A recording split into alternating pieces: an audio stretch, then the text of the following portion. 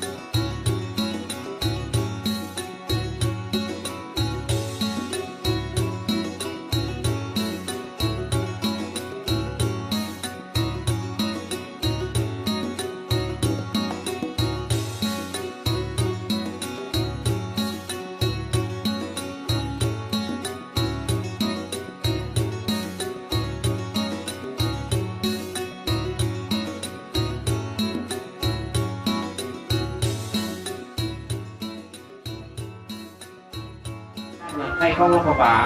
ที่ได้เข้าเป็นเมืองมรดกโลกก็คือการอนุรักษ์รักษาไว้วัฒนธรรม ส่วนรถนางสังขาร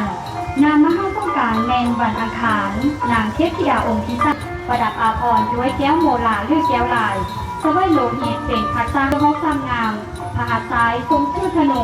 เสด็จไส้ญาติหลอนมาถึงร่างของวลาหะหมู่ป่าเป็นพาหนะเมื่อพุทธการปีมาลาวได้มุ่งเวียนมาถึงแต่ละปี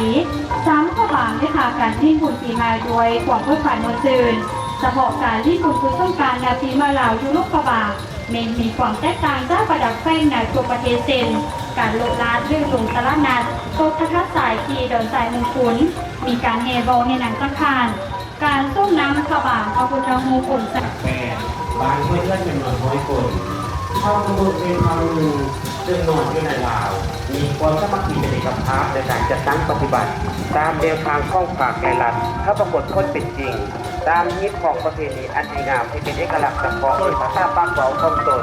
และสำเนียงเสียงเว้ามีดนตรีที่เป็นเอกลักษณ์ของเขา ติดตามมาด้วยขบวนศิลปวรรณคดีเผามงเป่าแขนกรจากสมาคมช่วยเหลือชนกันและกัน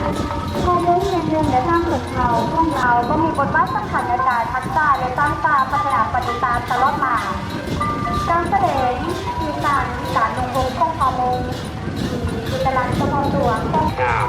วงแบบการลงชื่อมีความเป็นเอกลักษณ์ของเขาตนมักลงสุดดัง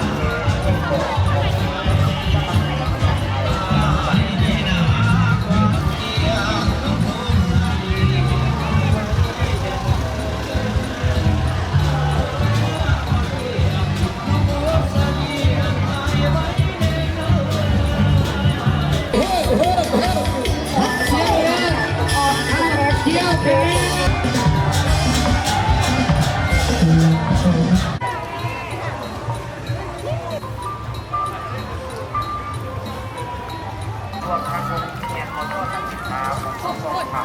ต่อไปโรงเรียนมันก็คือ